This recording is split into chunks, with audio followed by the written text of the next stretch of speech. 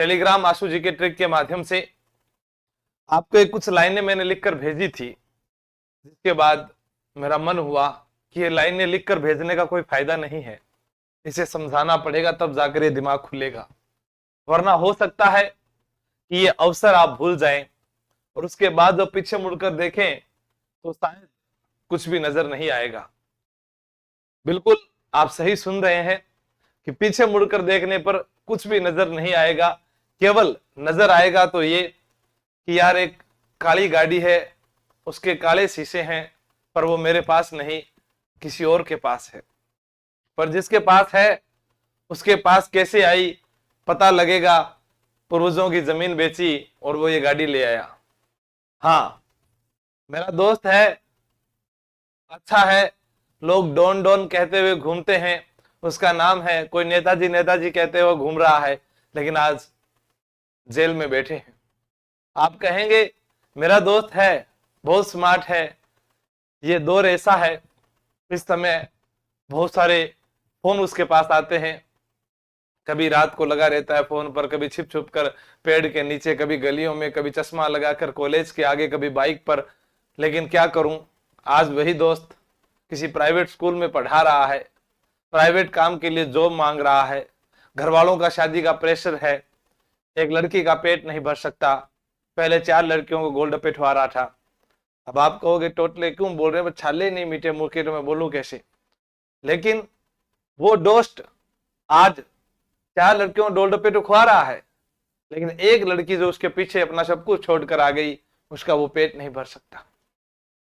हाँ, जरूरी नहीं कि लड़के ही गलत हो, लड़कियां भी तो गलत हो सकती है, लेकिन हमें समझना है कि आखिर गलती कहां हो रही है।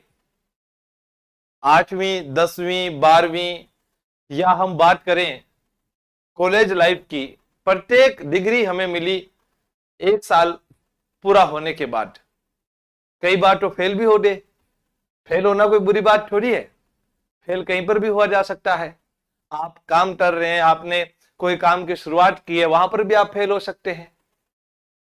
जीवन में फेल होना ही तो सिखाता है कि कौन मेरे अपने हैं, कौन मेरे पराये हैं, मुझ में कितनी हिम्मत है कि मैं लोगों के साथ कैसे जुड़ सकता हूं, कैसे नहीं जुड़ सकता, बुरे हालातों में मेरा साथ कौन देगा, कौन नहीं देगा। इस बात का पता कब चलता है, जब हम फेल हो जाते हैं।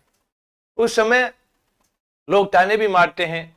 अभी 12वीं का रिजल्ट आया, कईयों ने कहा होगा अपने बेटे को, तू तो बिल्कुल नालायक है, तेरे से अच्छे जो वो हैं, तुझे खाने को ज्यादा मिलता है, पहनने को अच्छे कपड़े मिलते हैं, लेकिन क्या करें, जो अभावग्रस्त है वो पढ़कर नौकरी लग गए, जो पढ़कर अच्छे नंबर ले आए, पर तुम्हें ज्यादा मिला तो तुम नहीं लेकर आए।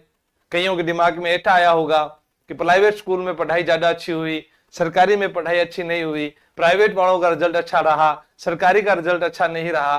फिर खुद से एक सवाल करना कि जब सरकारी का रिजल्ट ही अच्छा नहीं रहा तो फिर इतना कंपटीशन कैसे बढ़ गया। आपको क्या नहीं आता है, बीएड बीएसटीसी ये सब पास करने के बाद, बीएड की डिग्री मतलब पीटीटी बीएसटीसी ये पास करने के बाद आप 1-2 साल तक अपनी उस व्यवस्था से गुजरते हैं, अपने सिलेबस को पढ़ते हैं, फिर कंपटीशन की लाइन में आते हैं। भर्तियों में कई बार पद नहीं आते, कई बार पेपर लीक हो जाता है, कई बार आपकी इतनी मेहनत हो जाती है कि उसके बाद भी फिर सिलेक्शन नहीं होता।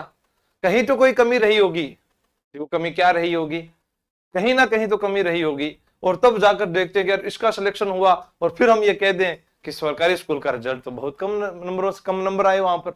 नहीं साहब, आज जितने भी अच्छे अध्यापक हैं वो केवल और केवल सरकारी स्कूल में ही आपको मिलेंगे।